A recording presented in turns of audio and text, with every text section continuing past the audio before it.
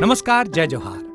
क्या आप भी गवर्नमेंट एग्जाम्स की तैयारी करना चाहते हैं? क्या आप भी मेमोरी टेक्निक्स और ट्रिक्स के जरिए बहुत ही कम समय में स्मार्ट स्टडी करना चाहते हैं? क्या आप चाहते हैं कि सीजी व्यापम टॉपर आपको पढ़ाए? तो डाउनलोड करिए योगेंद्र साहू क्लासेस ऐप। यहाँ 10 से अधिक गवर्नमेंट एग्जाम्स क्रैक करने वाले और सीजी व्यापम टॉप करने वाले योगेंद्र सर सीजीपीएससी और सीजी व्यापम के अंतर्गत होने वाले सभी एग्जाम्स की तैयारी कराएं। तो डाउनलोड करिए Yogendra Sahu classes app to be the best, learn from the best.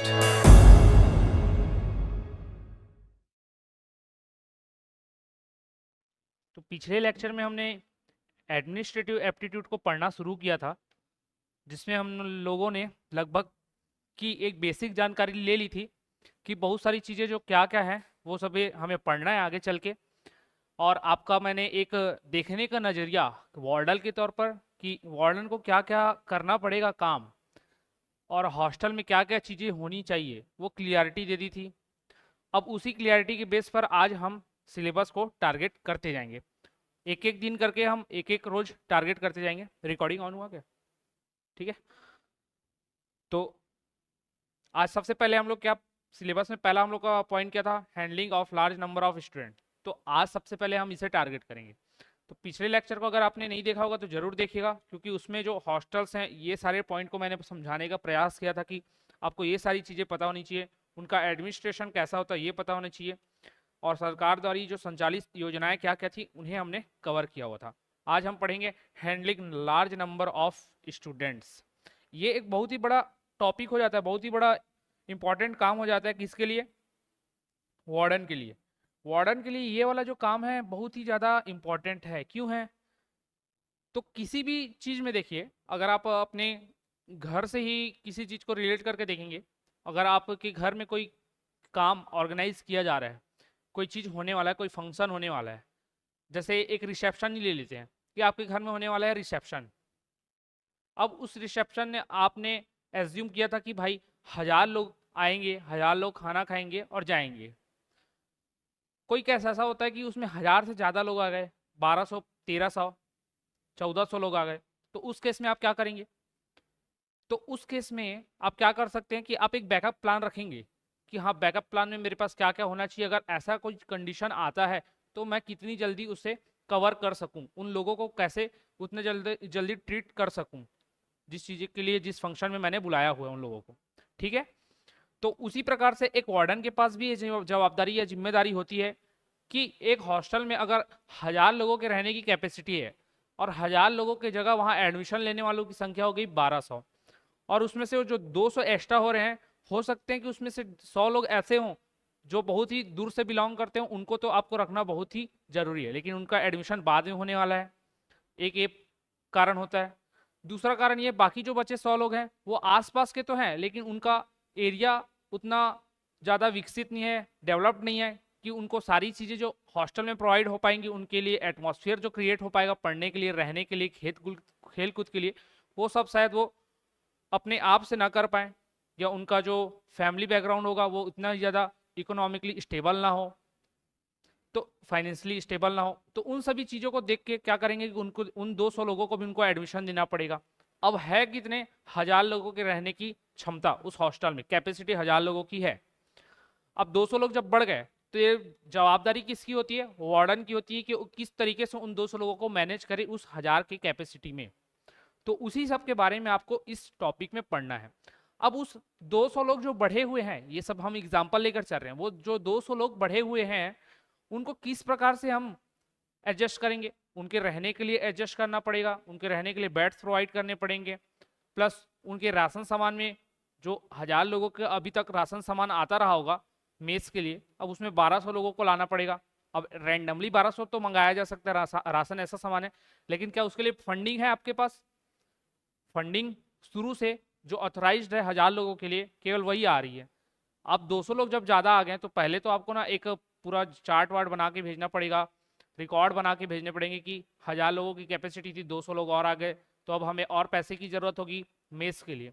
But क्या उसके अलॉट होते तक आपको उस पैसे के आपके अकाउंट में या फिर हॉस्टल के अकाउंट में आने तक उनको आपको चलाना पड़ेगा, तो उसी 1000 लोगों के राशन में आपको उनको मेंटेन करना पड़ेगा, प्लस उतने लोगों की कैपेसिटी, जो कैपेसिटी थी पहले हॉस्टल की, उस कैपेसिटी में जो मेस में बैठ के खाने वाले हैं उनकी कैपेसिटी को एडजस्ट करना पड़ेगा। प्लस अगर कोई स्टूडेंट पहले से रह रहा है हॉस्टल में, उसको पता है कि यहाँ 1000 लोगों के रहने की कैपेसिटी है, 200 लोग एक्स्ट्रा जो नए स्टूडेंट आए हैं, तो उनके बीच में जो मतभेद की स्थिति उत्पन्न होगी, कॉन्फ्लिक्ट उत्पन्न होगा, उस कॉन्फ्लिक्ट को कैसे दूर किया जाएगा, ये भी हॉस्टल वार्डन की जवाबदारी बनेगी कि हाँ ये कॉन्फ्लिक्ट ना हो, सभी को एक साथ कॉमरेडरी में रहना पड़ेगा, भाईचारे निभानी पड़ेगी।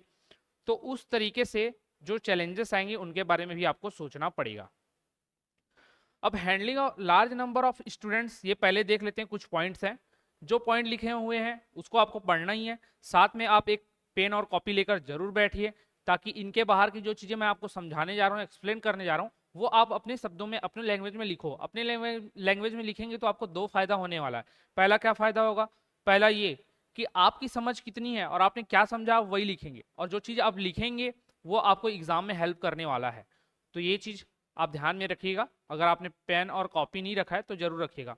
मेरा मानना है कि जितने भी आपने एक्ट की क्लास पढ़े उसमें भी आपको रखना जरूरी था, और मैं जो एडमिनिस्ट्रेटिव एप्टीट्यूड का क्लास लेकर आया हूँ इसमें तो आपको हर लेक्चर में पेन और कॉपी लेकर बैठना होगा, क्योंकि ये जो एडमिनिस्ट्रेटिव एप्टीट्यूड है उसमें आपकी समझ कितनी है, आप किस तरीके से उसको सोच पा रहे हैं, और जो मैं समझा रहा हूँ वो आपको कितना समझ में आ रहा है, उसको आपको डील करते हुए चलना है, और पेपर में वही डीलिंग आपको आगे लेकर जाएगा। तो इसको समझिएगा, ठीक है। तो इसमें बढ़ते हैं हम लोग। सबसे पहले पढ़ेंगे अभी तो handling large number of students, ये पहला टॉपिक था, ठीक है। इसके बारे में थोड़ा सा मैंने आपको सिनेरियो समझा दिया कि क्या होता है, कैसे होता है। अब देखिए, तो लार्ज नंबर ऑफ स्टूडेंट को हैंडल करने के लिए क्या क्या चीजें होनी चाहिए। तो सबसे पहले क्या होना चाहिए, एक हॉस्टल है तो एक वार्डन होना चाहिए, और आप सभी को ये सोचकर चलना है कि आप सभी हॉस्टल वार्डन बन चुके हैं, और वार्डन की तरह ही अपने दिमाग को चलाना है कि हाँ मेरे सामने अगर ये कंडीशंस आते हैं, ये स्थिति उत्पन्न होती है, तो मुझे किस प्रकार से वहाँ बिहेव करना है, मैं किस तरीके से उन सभी चीज़ों को डील करूंगा, ठीक है। तो छात्रावास की सभी कार्यों की निगरानी के लिए क्या होगा, एक अधीक्षक होगा, एक अधीक्षक होगा। यहाँ रेशियो दिया हुआ है, ये रेशियो क्या है उसमें अभी आता हूँ। तो छात्रावास के कार्यों की निगरानी के लिए कौन होता है, एक अधीक्षक होता है। इसके बारे में पिछले लेक्चर में हमने कवर किया हुआ है, थोड़ा सा डिस्कस किया हुआ है कि वार्डन होता है, अगर हॉस्टल एक से ज़्यादा है तो उन सभी के ऊपर एक सुपरिटेंडेंट हो जाता है, अगर हॉस्टल बड़ा है तो इसी वार्डन में अलग अलग और इनके नीचे असिस्टेंट वार्डन होंगे, जो कोई मेस को देख रहा है, कोई सफाई की तरफ देख रहा है, कोई ऑफिस काम को देख रहा है, तो उस तरीके से और भी इसके अंदर में असिस्टेंट वार्डन हो सकते हैं, ठीक है। तो एक पूरे हॉस्टल की निगरानी के लिए छात्रावास मतलब आप समझिएगा जो इंग्लिश मीडियम वाला है कि हॉस्टल ही होता है। इसके निगरानी के लिए मतलब उसकी देख रेख के लिए कौन होगा, एक वार्डन होगा, ये क्लियर है। अब ये 1:200 क्या है, 1:200 क्या है, यहाँ भी हमने पढ़ा कि एक अधीक्षक होना चाहिए, तो ये तो एक अधीक्षक हो गया, ठीक है, एक अधीक्षक हो गया। ये रेशियो 200 क्या है, तो गवर्नमेंट की गाइडलाइन के अनुसार 200 स्टूडेंट में 200 स्टूडेंट के ऊपर एक वार्डन का होना जरूरी है। क्यों जरूरी है, अब देखो घर में भी देखोगे आप तो 2 बच्चों को संभाल पाना कितना मुश्किल होता है घर वालों के लिए, 4 बच्चे हैं तो और ज्यादा मुश्किल है, यहाँ तो 200 बच्चों को संभालना है एक वार्डन को। तो अगर कहीं 1000 स्टूडेंट की कैपेसिटी है तो पर्टिकुलर वहां पर लगभग आपको 5 वार्डन तो होने चाहिए, ये गवर्नमेंट की गाइडलाइन कहती है। गवर्नमेंट की गाइडलाइन तो कहती है लेकिन गवर्नमेंट ही वार्डन प्रोवाइड नहीं करा पाती, क्यों, क्योंकि उनको पैसे भी तो देने हैं।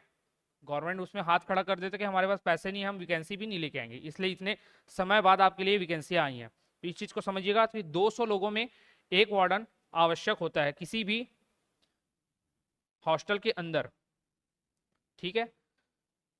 क्यों होगा, अब उसका रीजन भी है कि ये 200 लोग को मेंटेन करना, मैनेज करना एक बहुत बड़ा टास्क हो जाएगा एक वार्डन के लिए।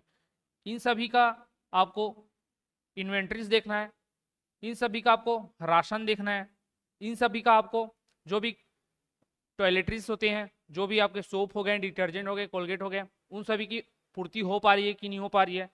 प्लस ये लोग अपने जो खेल के क्षेत्र में है या फिर एक्स्ट्रा कैलिकुलर एक्टिविटीज है उसमें आगे बढ़ पा रहे हैं कि नहीं, ये सभी कौन देखेगा, वार्डन। अगर 1000 लोग को एक ही व्यक्ति देखे तो मुश्किल है। और क्यों मुश्किल है, क्योंकि बच्चों को क्या होता है कि एक मानसिक सहयोग की भी आवश्यकता होती है हॉस्टल में रहते हुए जब वो अपने पेरेंट्स से दूर रहते हैं तो एक मानसिक सहयोग की, मेंटल जो हेल्पनेस रहती है उसकी आवश्यकता होती है। मेंटल हेल्प क्यों चाहिए?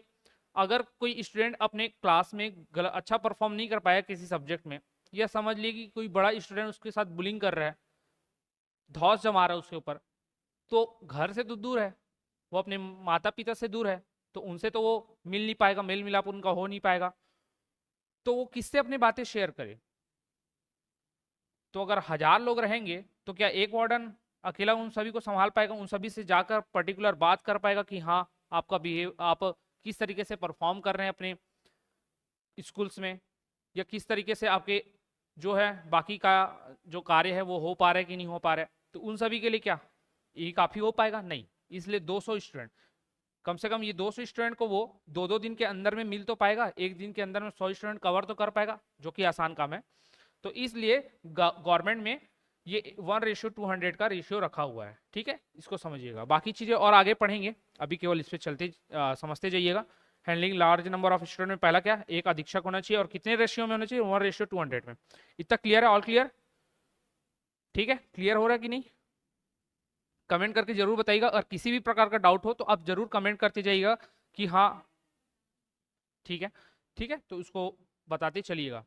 अब यहाँ पर चिल्ड्रन वार्डन रेशियो यहाँ पर अलग दिया हुआ है कि चिल्ड्रन वार्डन रेशियो जो है वो 1:50 होना चाहिए अकॉर्डिंग टू क्या, एनसीपीसीआर, ये भी गवर्नमेंट की गाइडलाइन है। यहाँ पर 1:200 दिया है, और यहाँ पर 1:50 कैसे दिया है? तो कई हॉस्टल ऐसे होते हैं जहाँ पर बहुत ही ज़्यादा पिछड़े हुए वर्ग के लोग आते हैं, तो उनको पर्टिकुलर और ज़्यादा निगरानी की आवश्यकता होती है, उनको ह्यूमन डेवलपमेंट के लिए और भी ज़्यादा फोकस की आवश्यकता होती है। तो वहाँ पर चिल्ड्रन वार्डन रेशियो, या फिर समझ लीजिए कि एक एज ग्रुप कैटेगराइज कर दिया जाता है कि इतने से इतने एज ग्रुप के लिए जिसमें बच्चे लोग आते हैं, आप समझ लीजिए कि 5th क्लास ले लेते हैं हम लोग एवरेज, वैसे तो 4th क्लास से चालू हो जाता है, तो 4th से मान के चलिए कि 8th क्लास तक के लिए जो बच्चे उस समय कम उम्र के रहते हैं, उनको देखभाल की ज़्यादा जरूरत होती है, तो उनके लिए इस रेशियो में एनसीपीसीआर ने गाइडलाइन जारी किया है, और ये रेशियो तो जारी कर दिया, और ऐसी रेशियो सभी के लिए फिर बन के चलने लगे, ये सोचा, बट ये हर जगह प्रोवाइड नहीं हो पाता है, क्योंकि 50 लोगों पर एक वार्डन मिलना मुश्किल है। ठीक है, इसलिए ये वाला रूल चलना चाहिए, बट ये रूल भी नहीं चल पाता है कुछ कारणों से। बट मेजरली देखा गया है कि जिस स्टेट की गवर्नमेंट ज़्यादा अच्छी है, या फिर सेंट्रल गवर्नमेंट की ऐसे कुछ क्षेत्र रखे गए हैं जहाँ पर इस प्रकार का रेशियो आपको देखने को मिलेगा। अमूमन ये होता है कि एक ही वार्डन है भाई, वहाँ जितने लोग भी रह रहे हो, लेकिन वो 200 की कैपेसिटी में ही रहती है अधिकतर, इसको देखा गया है। ठीक है, और ये 1:50 जो है वो क्या, अधिकतर जो एकदम 4th क्लास से 8th क्लास तक के स्टैंडर्ड तक के जो स्टूडेंट हैं, बच्चे हैं, उनके देख रेख के लिए ये आवश्यक होता है, इतना ध्यान में रखना है। तो दोनों के रेशियो क्यों क्यों अलग अलग है मैंने समझा दिया आपको। फिर देखते हैं आगे, छात्रावास के अधीक्षकों की नियुक्ति छात्रावास प्रबंधन मतलब मैनेजमेंट ऑफ हॉस्टल के द्वारा की जाती है। मतलब जो हॉस्टल है, हॉस्टल में जो वार्डन की जो अपॉइंटमेंट होगा वो किसके द्वारा किया जाएगा? तो हॉस्टल मैनेजमेंट के द्वारा किया जाएगा। हॉस्टल मैनेजमेंट कौन? तो उसमें अथॉरिटी किसके पास रहती है? प्रिंसिपल के पास होती है, मैंने बताया था। अगर हॉस्टल स्कूल्स के द्वारा संचालित हो रहा है तो उसमें अथॉरिटी किसकी होगी? प्रिंसिपल की होगी, या फिर हॉस्टल मैनेजमेंट की होगी। तो वो क्या करेंगे? अधीक्षकों की नियुक्ति करेंगे। अभी आप जिसमें जाएंगे EMRS में, वहां पर मैनेजमेंट कौन देख रहा है? गवर्नमेंट देख रही है। तो आपकी जो अपॉइंटमेंट है वो कौन ले रहा है? वो अपॉइंटमेंट ले रहा है आपका गवर्नमेंट। लेकिन क्या सब जगह सरकारी या गवर्नमेंट हॉस्टल्स होते हैं? नहीं होते हैं। अधिकतर जगहों में क्या होता है कि रेंट पर लिया हुआ हॉस्टल चल रहा है, या फिर वहां पर जो काम करने वाले ऑफिसर्स हैं वो भी क्या है? प्राइवेट हैं, संविदा पर जो काम करते हैं हम लोग बोलते हैं। तो वो लोग रहेंगे तो उनपे क्या ये काम आएगा? काम इन्हीं लोग ही करेंगे, गवर्नमेंट के थ्रू ही आएंगे उन लोग भी। बट वहां पर कभी कभी स्कूल्स को दे दिया जाता है, जो प्राइवेट खुद के भी स्कूल्स रहते हैं जिन लोग हॉस्टल प्रोवाइड करते हैं, तो वहाँ क्या प्राइवेट स्कूल्स के प्रिंसिपल आ जाएंगे। और गवर्नमेंट में क्या होगा? खुद गवर्नमेंट ही सबको अथॉरिटी दे देगा, या किसी अधिकारी को, किसी ऑफिसर को अथॉरिटी दे देगा कि आप वार्डन की नियुक्ति कीजिए, आप वार्डन को अपॉइंट कीजिए, या फिर वो स्वयं, जैसे कि अभी उसने EMRS के लिए हॉस्टल वार्डन की वैकेंसी निकाली, उसी प्रकार का वैकेंसी निकाल सकता है। तो ये दो चीजें हैं, एक तो गवर्नमेंट खुद या तो अथॉरिटी दे देगा किसी को, या तो किसी प्राइवेट स्कूल में अगर हॉस्टल देना है तो प्राइवेट स्कूल का प्रिंसिपल वो इन सभी चीजों को देखेगा। क्लियर है?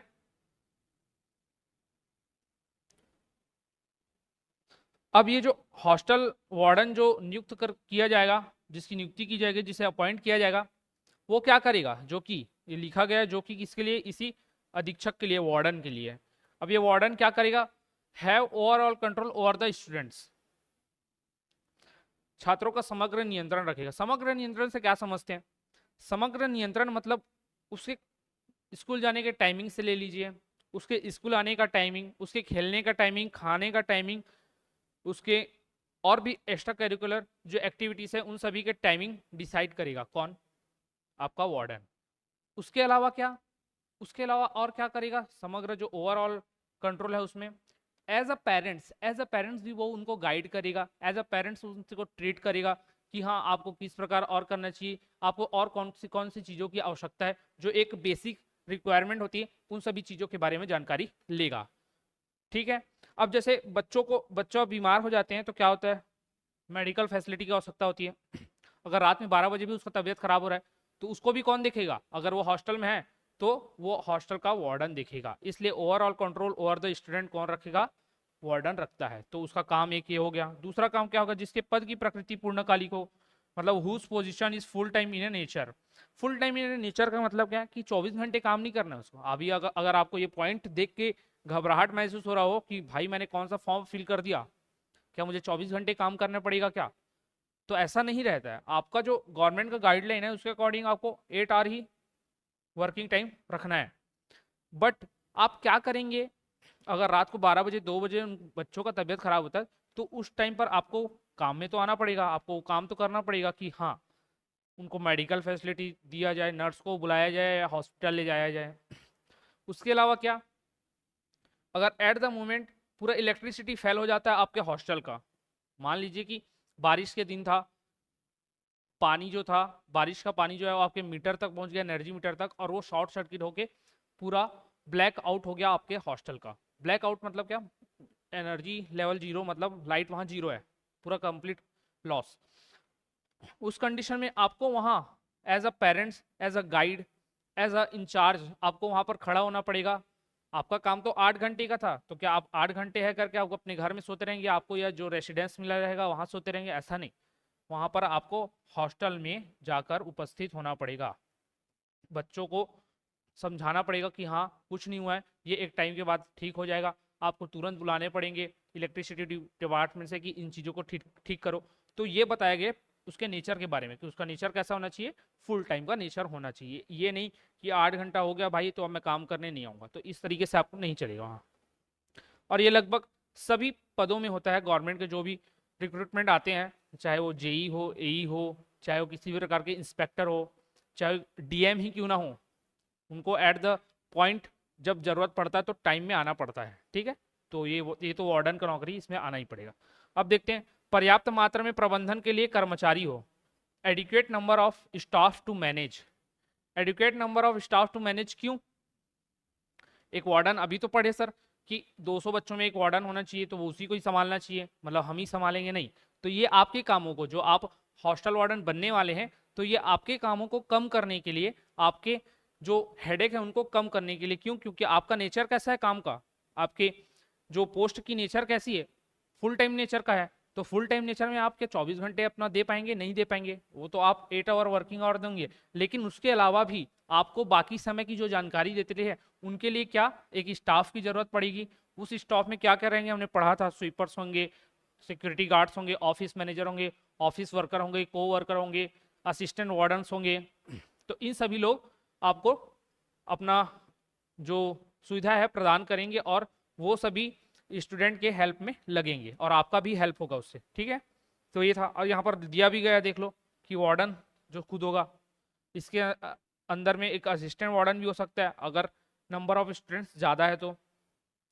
ऑफिस स्टाफ रहेगा ऑफिस मैनेज करने के लिए, मेस स्टाफ रहेगा मेस को मैनेज करने के लिए, हेल्पर रहेंगे इसी स्टाफ के लिए और बाकी चीज़ों के लिए कुक रहेगा, नर्स रहेंगे अगर मेडिकल फैसिलिटी चाहिए उसके लिए, सिक्योरिटी गार्ड पूरे हॉस्टल की सुरक्षा करने के लिए, स्वीपर साफ सफाई के लिए, क्लीनर और क्लर्क। क्लर्क तो हर जगह उपस्थित होता है, जो पूरा रिकॉर्ड मेंटेन रखेगा, हर चीज़ों को लाकर बताएगा, वार्डन तक सभी जानकारी को पहुंचाएगा। तो ये सारे लोग वार्डन को हेल्प करने के लिए स्टाफ के रूप में रहेंगे। तो ये था, ये क्लियर हुआ होगा। ये किसके अंदर पढ़ रहे हैं, ये तो पता ना, handling large number of student. तो बहुत सारे लोगों को, बहुत सारे बच्चों को, तो पहला तो स्थिति मैंने ये बताया था कि 1000 की कैपेसिटी 200 लोग और आ गए तो क्या क्या करना पड़ सकता है। ठीक है, और वो करने के लिए यही सब लोग लगेंगे, वार्डन लगेगा, ये वार्डन के स्टाफ लगेंगे, सभी चीज़ों को तो स्टाफ ही कवर करेगा ना। अगर मान के चलो एडमिशन का टाइम है, हॉस्टल में एडमिशन आप लेने आ रहे हैं, अगर एक ही दिन में मान लिए 250 स्टूडेंट ने एडमिशन के लिए आए हैं, तो उनको कैसे कवर करेंगे। तो ये अगर स्टाफ होगा तो स्टाफ में से मान के चलो नर्स है, तो अभी तो एडमिशन लिया जा रहा है, 250 लोग उपस्थित हो गए, उनमें से किसी एक को बीमारी हो गई या कोई अचानक बीमार महसूस कर रहा है, तो उसको देखने के लिए भी वहाँ पर तुरंत में नर्स की आवश्यकता पड़ेगी। साथ ही अगर वैसा कंडीशन ना भी सोचे तो भी नर्स एक पढ़ी लिखी होगी, पढ़ी लिखी नर्स क्या एडमिशन में हेल्प नहीं कर सकती। अगर वार्डन बोले तो एडमिशन के टाइम इसको भी क्या करना पड़ेगा, हेल्प करना पड़ेगा। ऑफिस में जो रहने वाले हैं उनको भी ये तो एडमिशन के लिए लगे ही रहेंगे काम में। जो मेस स्टाफ है उसमें से किसी को बोल सकते हैं कि आप जो आने वाले 250 स्टूडेंट जो आए हैं, पहुंचे हैं एडमिशन लेने के लिए, उनको एक जगह बैठा के रखिए, जो हमारा मेस का हॉल है वहाँ बैठा कर रखिए, पानी वानी पूछिए, प्रॉपर एक एक बाई वन करके उनको भेजते जाइए। तो इस तरीके से गाइड करने के लिए इनको बोला जा सकता है। सिक्योरिटी रखेंगे, लोगों के बीच भगदड़ न मचे इस तरीके से। अब इतने लोग आए हैं तो उन सभी को आए हैं तो क्या करेंगे भाई, आसपास तो ऐसा तो नहीं है ना कोई टिफिन लेके आता है, लोग आ गए हैं, बच्चे को एडमिशन लेने आए हैं, बच्चा बोल रहा है कि चिप्स खाना है, लेस खाना है, कुरकुरे खाना है, वो लेके आया है। अब कुरकुरे खा रहा है, वहीं पर फाड़ के फेंक रहा है झिल्ली को या इधर उधर फैला रहा है, तो ऐसा नहीं।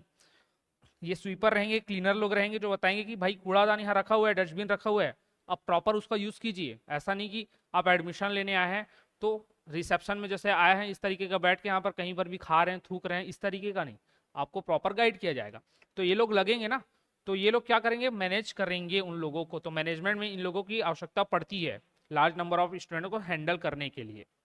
ठीक है, और जब एडमिशन हो भी जाएगा तो उसके आगे भी उसी प्रकार से इन लोगों की अभी हम ड्यूटी भी पढ़ेंगे कि इन लोगों की कार्य क्या क्या रहेंगे, इन लोग अपना ड्यूटी किस तरीके से परफॉर्म करेंगे। ऐसा तो नहीं है ना केवल लिख दिए मेस स्टाफ में पता ही नहीं क्या क्या काम होने वाले, तो उनको भी पढ़ेंगे, मैं उनको सभी के बारे में बताऊंगा कि क्या क्या है।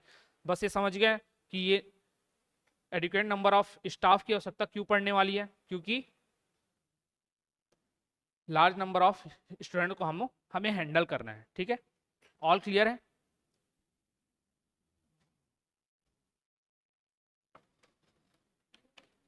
ऑल क्लियर है। एक बार सभी मेरे पानी पीते तक कमेंट बॉक्स में कमेंट करके जरूर बताइएगा कितना समझ में आया आप सभी को कि नहीं।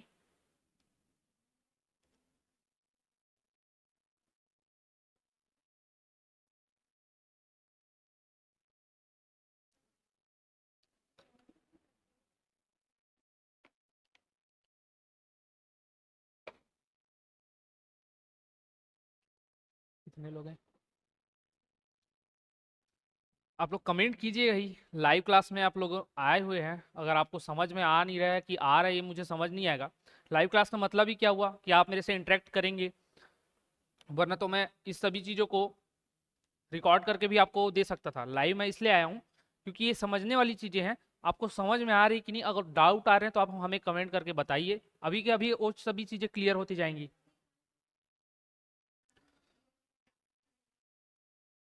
जी, तो जितने लोगों को क्लियर है ऑल द बेस्ट। इसी तरीके से मैं सभी चीज़ें समझाते जा रहा हूँ, आपको और भी अच्छे तरीके से समझ में आते जाएगा। बाकी लोग भी इन्वॉल्व रहिए क्लास के साथ, नहीं तो पता चल रहा है आप लोग को समझ में आ रहा है कि नहीं ये पता ही नहीं है। जैसा रिकॉर्डिंग क्लास चलता है उसी तरीके से आप पढ़ते जा रहे हैं, तो इंटरेक्शन बढ़ाइए।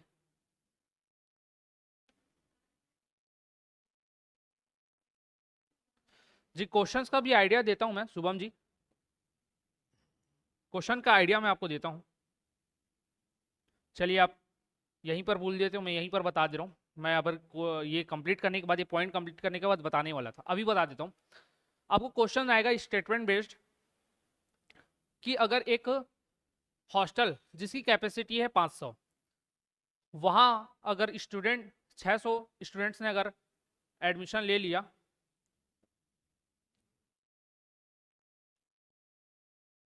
यहाँ पर एक क्वेश्चन लिखते चलता हूँ मैं, समझिएगा। एक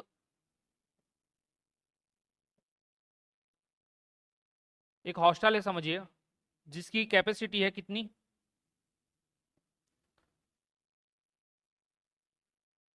1000 लोगों की कैपेसिटी है, 1000 लेके चलते हैं, ठीक है। अब इसमें एडमिशन लेने वालों की संख्या, क्योंकि 1000 ही लेकर मैं समझा रहा था अभी तक, 1200 हो गई। जो मैंने समझाया उसी पर ही बेस्ड क्वेश्चंस इसी टाइप के ही आएंगे, नंबर चेंज हो सकते हैं, थोड़ा सा घुमा सकता है क्वेश्चन को। 1200 हो गए। अब इसमें 200 जो अधिक लोग एडमिशन लिए हैं, इन सभी को वो सभी सुविधाएं जो बाकियों को मिलने वाली है वो प्रोवाइड करने के लिए आप एक वार्डन के तौर पर क्या क्या प्रयास करेंगे, तो क्या क्या प्रयास कर सकते हैं एक बार कमेंट करके जरूर बताइएगा। जैसे कि शुभम जी ने क्वेश्चन किया, उसके आधार पर बाकी सभी लोग, जितने भी लोग लाइव हैं, कमेंट करके जरूर बताइएगा कि क्या क्या प्रयास कर सकते हैं आप। अभी मैंने थोड़ा बहुत तो समझाया ही है कि क्या क्या आपको प्रयास करने पड़ेंगे इन 200 लोगों को, और उन्हीं तरह ये 1000 लोगों की तरह ही जो व्यवस्था देने के लिए। एक बार कमेंट जरूर कीजिएगा, फिर मैं आगे बढ़ता हूँ, बताता हूँ, मैं आपकी राय जानना चाहता हूँ, फिर मैं आपको जरूर बताऊंगा। चलिए फिर मैं ही बता देता हूँ, ये 200 लोगों को आप किस तरीके से ट्रीट करेंगे बाकी 1000 लोगों की जैसे। इन 200 लोगों के लिए आप इंस्टेंटली क्या प्रोवाइड करेंगे, सबसे पहले तो बेड प्रोवाइड करेंगे। तो आपको स्टेटमेंट में देगा कि आप उन्हीं की तरह जो आधारभूत सुविधाएं रहती, जो फंडामेंटल जो रिक्रूटमेंट रहते हैं, जो आधारभूत सुविधाएं रहती, फंडामेंटल जो फैसिलिटीज रहती हैं, वो आप प्रोवाइड करेंगे। पहला आपको बोल दिया फंडामेंटल फैसिलिटीज देंगे, फंडामेंटल फैसिलिटीज देने वाले हैं आप।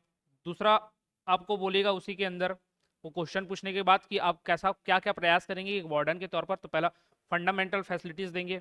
दूसरा बोलेगा कि आप मना कर देंगे एडमिशन लेने से, एडमिशन लेने से मना करेंगे कि हमारे पास जो है कैपेसिटी फुल हो गई है। तीसरा आप बोलेंगे कि आप किसी अन्य, मतलब कुछ समय के लिए रुक जाइए, अगर कोई स्टूडेंट हट जाता है, निकल जाता है, कुछ स्टूडेंट नहीं आते हैं, तो उनके जगह पर हम एडमिशन दे देंगे, इनको रुकने के लिए बोलेंगे, रुकने के लिए बोलेंगे। चौथा उनको बोलेंगे आप कि जो 200 स्टूडेंट, ये जो 200 स्टूडेंट जो आए हैं, इनको आप बोलेंगे कि हॉस्टल्स में जो एक हॉल होगा उस पर रहने के लिए हम आपको व्यवस्था दे सकते हैं, लेकिन एक रूम प्रोवाइड नहीं कर पाएंगे। क्या आप इस तरीके से बोलेंगे? तो इस तरीके से आपको क्वेश्चंस वहां पर स्टेटमेंट देखने को मिलेंगे। तो कुछ एक दो स्टेटमेंट ऐसे मिलेंगे बहुत ही ज्यादा बुद्धू टाइप के कि आप उसको ऐसे ही इग्नोर कर सकते हैं। मना करना, तो सबसे पहले ये समझ लीजिएगा कि स्टेटमेंट बेस्ड क्वेश्चन में मना करने वाला कभी भी आपका राइट आंसर नहीं होगा। आपको मना करने के लिए वार्डन के तौर पर नहीं चुना जा रहा है, आपको हेल्पिंग नेचर दिखाना होगा। अगर ये 200 स्टूडेंट आ रहे हैं तो मैं किस तरीके से बेस्ट पॉसिबल थिंग निकालूं और ये लोग वहां रह सके। तो पहला स्टेट पहले तो मना करने वाला होगा ही नहीं।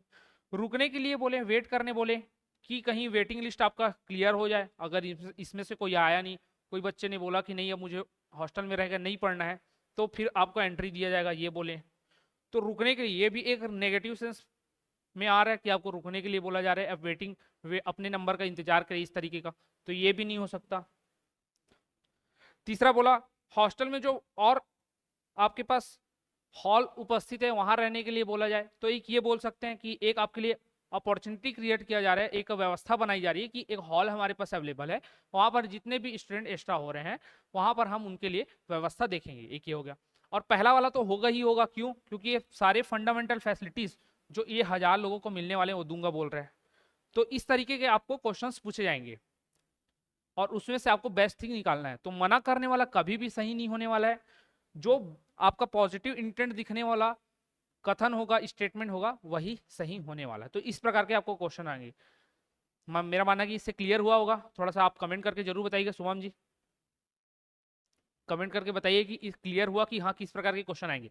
इससे क्वेश्चन भी मैं लेके आऊंगा, क्वेश्चन भी जब मैं लेके आऊंगा तो आपको और क्लियर होते जाएगा कि हाँ इसी प्रकार से क्वेश्चंस आने वाले। पहले आप बाकी बेसिक चीजों पर ध्यान देते चलिए कि हाँ एक वार्डन के तौर पर बहुत सारे जो स्टूडेंट अगर हो जाएंगे तो किस प्रकार से मैं मैनेज करूंगा। हो सकता है बोला जाए 1000 स्टूडेंट्स हैं एक हॉस्टल में, और बोला जाए कि इनके जो मेस का है राशन सामान, जो है मेस का जो राशन सामान है वो 800 लोगों बस का आया है, तो किस प्रकार आप इसे 1000 स्टूडेंट के लिए उपयोग में लाएंगे। तो क्या कर सकते हैं आप, सबसे पहले काम तो ये कर सकते हैं कि उसको एक कंट्रोल चीज में मैनेज किया जाए, हर चीज में जो मेस का सामान है उसमें कंट्रोल करके मैनेज किया जाए कि बाकी ये जो 800 लोगों के लिए तो आया था दो और 1000 लोग आपके पास हैं, तो इन 200 लोगों को भी वो चीजें मिल पाए। वो क्या कर सकते हैं, अगर सभी को 4 रोटियां मिल रही थी तो अब उनकी रोटियों की संख्या अगर आप 3 कर देंगे तो आपके पास 800 रोटी बचती है और ये 200 लोगों को आप दे सकते हैं। ठीक है, तो इस तरीके से आप कर सकते हैं। सभी को अगर 1 कटोरी दाल मिलने वाला था तो अब उसके क्वांटिटी को आप पूरा 1 कटोरी ने करके थोड़ा सा कम करके इनको पूर्ति कर सकते हैं। तो इस तरीके से आपको सोचने पड़ेंगे और उसी पर बेस्ड क्वेश्चंस आते हैं, स्टेटमेंट के क्वेश्चंस आते हैं, आपको वो सभी क्वेश्चंस कराया जाएगा। एक बार जरूर बताइएगा ये सभी क्लियर हुआ कि नहीं हुआ। सभी लोग कमेंट करेंगे कि क्वेश्चन जो मैंने समझाया उस तरीके से क्वेश्चन आने वाले आप सभी को क्लियर हुआ कि नहीं। ओके ठीक है, बढ़ते नेक्स्ट पॉइंट की ओर। ये हॉस्टल में रहने वाले लड़कों और लड़कियों की अलग अलग देखभाल के लिए अलग अलग पुरुष एवं महिला अधीक्षकों की नियुक्ति की जाए to provide superintendents to care for the girl and boy hostellers separately. तो ये बहुत ही इंपॉर्टेंट है। ऐसा नहीं करना है कि एक ही हॉस्टल के अंदर आपको फीमेल स्टूडेंट और मेल स्टूडेंट को रखना है, ऐसा बिल्कुल भी नहीं करना है। एक मेल स्टूडेंट का अलग हॉस्टल रहेगा और एक फीमेल स्टूडेंट का अलग हॉस्टल रहेगा और वो आपको बनाकर देना पड़ेगा। ये गवर्नमेंट के लिए इंपॉर्टेंट है और इस चीज को कौन बताएगा कि इस तरीके से हो। खैर गवर्नमेंट के पास बहुत सारे लोग हैं जो इनको इस तरीके का ज्ञान दे, लेकिन अगर कहीं पर शॉर्टेज की वजह से, जगह की शॉर्टेज की वजह से, हॉस्टल की शॉर्टेज की वजह से एक जगह रहना भी पड़े, एक ही हॉस्टल आपका यूनिट भी हो, एक ही हॉस्टल हो, तो उसमें आप उसको डिवाइड कीजिए कि हाँ जो आधा भाग है उसमें बॉयज रहेंगे, आधे भाग में गर्ल्स रहेंगे। उनके लिए उनकी व्यवस्था के देख रेख के लिए फीमेल सुपरिटेंडेंट होंगी और इनके लिए मेल सुपरिटेंडेंट। आयो समझ में आया होगा। ठीक है, तो इस तरीके से उनको सेपरेट सेपरेट रखना पड़ेगा। क्यों, तो सेपरेट रखने के बहुत सारे रीजन है। सेपरेट रखने से ये होगा कि एक लड़कों की जो परवरिश होती है वो अलग होती है, लड़कियों की परवरिश अलग होती है। और हॉस्टल में अगर बच्चे आकर रह रहे हैं तो उसके पूरे परवरिश का योगदान किसका रहता है, उसके जीवन में योगदान किसका रहता है, एक वार्डन का, जो उसका देखभाल करेगा।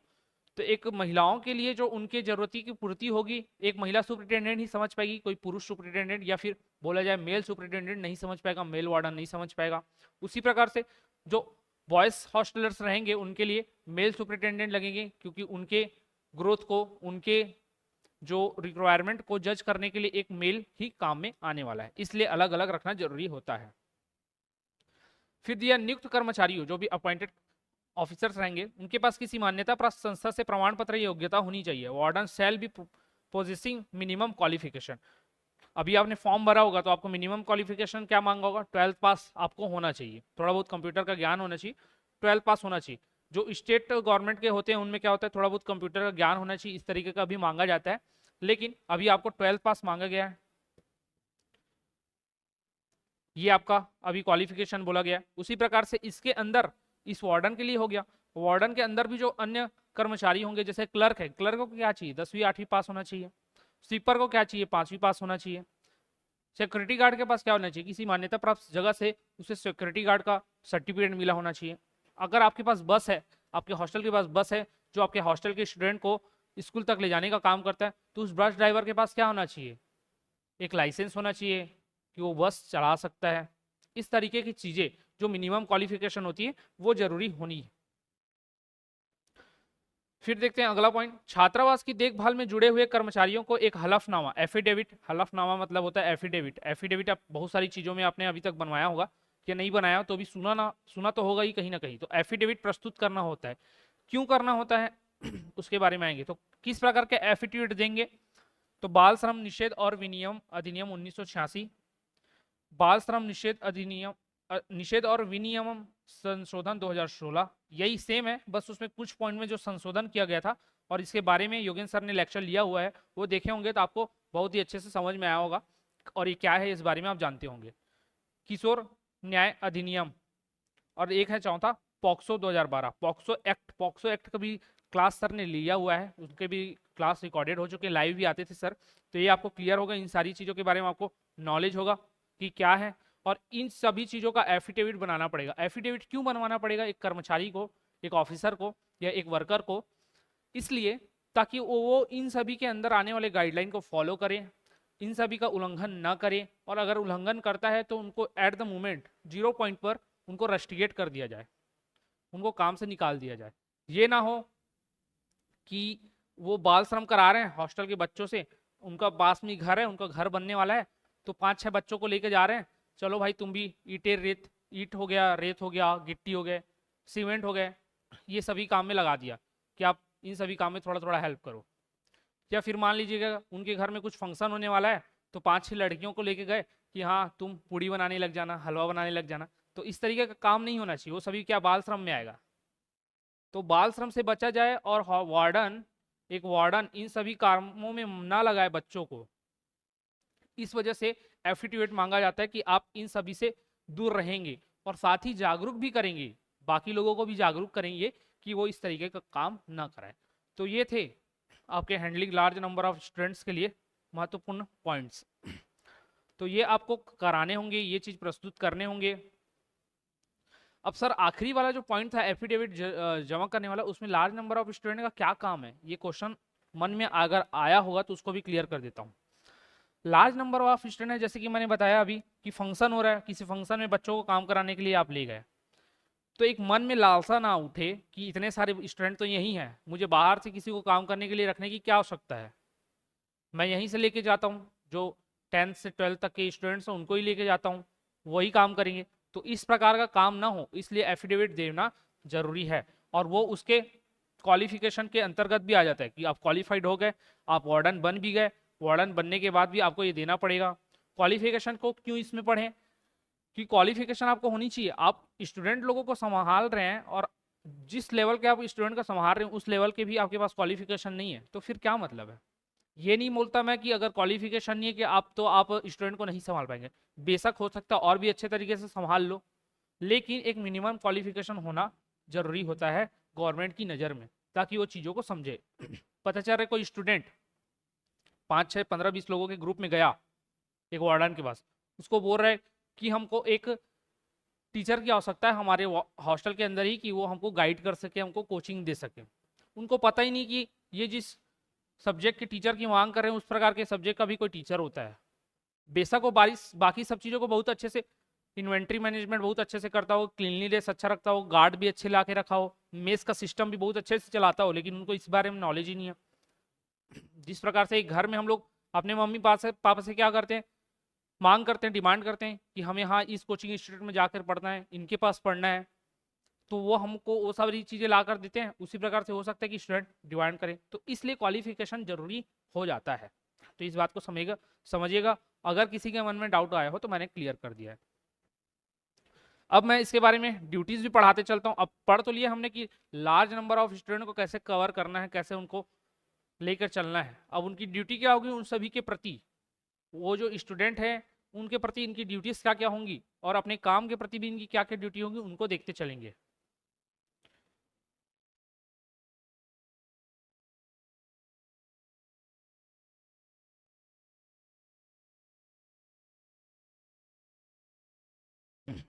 ठीक है, अभी तक इतने में किसी को परेशानी नहीं है, तो आगे बढ़ते हैं हम लोग। Duties of hostel superintendent. Hostel superintendent की क्या ड्यूटी होगी। सुपरिटेंडेंट सर हम तो वार्डन के बारे में पढ़ रहे हैं, आप सुपरिटेंडेंट क्यों पढ़ा रहे हो। तो मैंने बोला था कि एक से अगर ज़्यादा हॉस्टल्स हैं एक ही स्कूल के अंदर में, तो उसके ऊपर एक व्यक्ति को रखा जाता है, वो सुपरिटेंडेंट कहलाता है।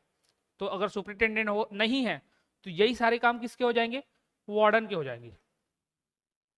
अगर सुपरिटेंडेंट नहीं है तो यही सारे काम किसके हो जाएंगे, वार्डन के हो जाएंगे।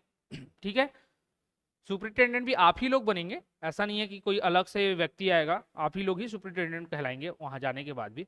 तो लोगों को अलग एक ही पोस्ट को कभी कभी 2 नामों से भी जाना जाता है, ऐसा आपने देखा ही होगा।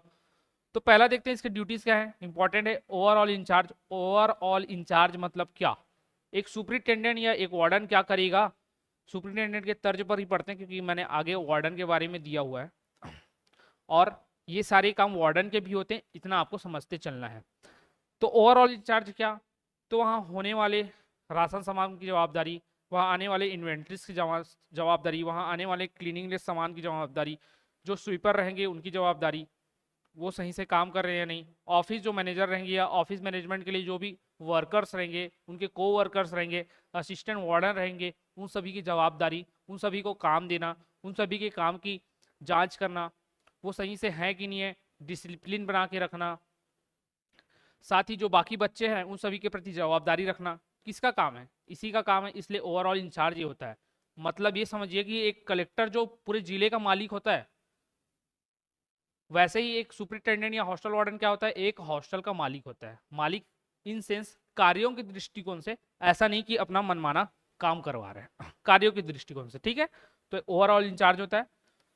मेंटेन रेगुलरिटी एंड पंक्चुअलिटी, तो नियमितता एवं समय पालन बनाए रखें। समय पालन बनाए रखें क्या? इसका काम है इसके अंदर काम करने वाले लोगों को बताना कि भाई रेगुलर तुमको आना है, तुमको आना है, सबसे पहले अटेंडेंस देना है, अटेंडेंस देने के बाद अपने कामों को करना है, अपने पुराने पिछले दिन के अगर काम किसी कारण से छूट गए उसको कंप्लीट करना है, आज का टास्क कंप्लीट करना है, अगर टास्क कुछ है तो किसी का रिकॉर्ड मैनेज करके रखना है, तो किसी बच्चे के पेरेंट्स को कॉल करके बताना है, तो उनका एक पूरा सिस्टम बना होगा जिसको उनको रेगुलेट करना पड़ेगा, उनको रेगुलरली उस काम को करना पड़ेगा। साथ ही समय पालन, डिसिप्लिन, पंक्चुअलिटी बना के रखनी पड़ेगी। क्यों? कि दिए गए समय में करना है। ऐसा नहीं आपका टाइमिंग है सुबह 9 बजे आना है, आपको जाना है शाम को 6 बजे, उस बीच में आप क्या कर रहे हो? मोबाइल पकड़ के मोबाइल चला रहे हो, तो उस तरीके के काम नहीं करने आपको, ठीक है। तो वो सारी चीजें आपको बना के रखने पड़ेगी। एक स्ट्रिक्ट बिहेवियर रखना पड़ेगा कि भाई समय का पालन करो, आप जिस काम के लिए आए उस काम को करो, उसके बाद अगर आपका काम हो जाता है तो आप जो करना है वो करो, ठीक है। तो ये किसका काम रहेगा? सुपरिटेंडेंट का, कि बाकी लोग को बताना आपको किस प्रकार से काम करना है। तीसरा, check and keep updates records, record की समय समय पर जांच करना। रिकॉर्ड की क्या क्या जांच करना? अगर कोई चीज है, मान के चलो कि हॉस्टल में 500 बल्ब लगे हुए, 500 कमरे तो 500 बल्ब लगे हुए हैं, स्टॉक में रखा हुआ है 100 बल्ब, 500 बल्ब खराब हो गए, 500 में से मान के चलो 30 खराब हो गए, और आपके स्टॉक में से पता चल रहा है 50 गायब है, तो ये क्या हुआ? बीच में घपलेबाजी कौन कर रहा है? इन सभी का तो रिकॉर्ड रखना पड़ेगा ना आपको। या पता चल रहा है आप भी उसी में शामिल हो कि वो 20 जो गायब हुआ है उसमें से 4 आपके घर में गया हुआ है, तो ठीक है 4 आपके घर में गया हुआ है, लेकिन वो रिकॉर्ड आपको मेंटेन करके रखना पड़ेगा कि हाँ कि 50 लाइट मतलब गायब नहीं, खराब हुए थे जो उपयोग में लाए गए हैं, ठीक है। तो इस प्रकार से रिकॉर्ड की जांच करना रहता है। रिकॉर्ड बनवाने के लिए रिकॉर्ड बनाओ, मेस का रिकॉर्ड बनवाना कि भाई राशन सामान कंप्लीट हो रहा है, आटा 50 किलो आया था, 25 किलो निकल गया है, रिकॉर्ड रखेंगे तभी तो पता चलेगा, स्टॉक खत्म हो रहा है नया स्टॉक आए, तो इस तरीके से रिकॉर्ड मैनेज करवाना पड़ता है। Ensure the safety, security and psychological wellbeing of children residing in hostel, छात्रावास में रहने वाले बच्चों की सुरक्षा और मानसिक स्वास्थ्य सुरक्षित करना बहुत ही इंपॉर्टेंट पॉइंट है यार। अगर आप एक वार्डन बनते हो तो आपके लिए सबसे पहला काम तो ये होना चाहिए। बाकी काम आप भूल जाओ, बाकी काम में घपलेबाजी करो या ना करो, लेकिन ये काम आपको बहुत ही जरूरी है, ये काम आना चाहिए, क्योंकि एक स्टूडेंट आपके पास आकर रह रहा है तो उसकी मानसिक सुरक्षा की जवाबदारी आपको होती है। एक बहुत ही ज़्यादा एक सेंसिबल टॉपिक है, ये बहुत ही ज़्यादा है, सेंसिबल है, इसको आप समझिएगा। मानसिक सुरक्षा क्या? बच्चों की सुरक्षा ठीक है, आपने गार्ड रखा हुआ है, उनको कोई बाहर से आने वाला व्यक्ति परेशान नहीं करेगा, ठीक है, वहां तक की सुरक्षा ठीक है, लेकिन ये अंदर ही अंदर जो बच्चे आपस में रहते हैं, आपस में लड़ते झगड़ते हैं, उनकी सुरक्षा कितनी है? ऐसा हो रहा है कि कोई बच्चा किसी को इतना मार, इतना बुरी तरीके से मार रहा है कि वो उसे आईसीयू में भर्ती करना पड़ जा रहा है, तो ये सुरक्षा आप देख पा रहे हैं क्या? नहीं। अगर वो आईसीयू में भर्ती होने लायक आ गया नौबत, तो आप सुरक्षा नहीं देख पाए। तो उन सुरक्षा की बात करता है कि आपको कैसे सुरक्षित रखना है बच्चों को। मानसिक स्वास्थ्य सुनिश्चित करना, मानसिक स्वास्थ्य सुनिश्चित करना क्या? साइकोलॉजिकल वेलबींग के बारे में देखते हैं थोड़ा सा, अच्छा टॉपिक है, ये समझिएगा। अगर आप आगे चल के वार्डन बनते हैं तो इनके बारे में आपको गाइड भी किया जाएगा, आपको आपका ट्रेनिंग भी होगा कि आपको किस तरीके से इन सभी चीज़ों के बारे में जागरूक रहना है, बच्चों को भी जागरूक करना है और आपके को वर्कर्स को भी जागरूक करना है, या आपके अंदर काम करने वाले वर्कर को जागरूक करना है। अच्छा चीज़ है, आई होप आप सभी बन के ही रहेंगे हॉस्टल वार्डन, और मैं अभी से बता देता हूँ कि आपको इन सभी चीज़ों के बारे में जानकारी होना चाहिए। तो सबसे पहले तो सेक्सुअल हैरेसमेंट, पॉक्सो आप सभी ने पढ़ा होगा, तो पॉक्सो में क्लियर होगा कि किस प्रकार के आदतों से दूर रहना है, दूसरों को भी जागरूक करना है। बुली या स्टॉकिंग, ये समझाता हूँ, बुली या स्टॉकिंग क्या? स्टॉकिंग को समझ लो, ये दोनों अलग अलग चीजें हैं ना, बुली और स्टॉकिंग। स्टॉकिंग में क्या होता है?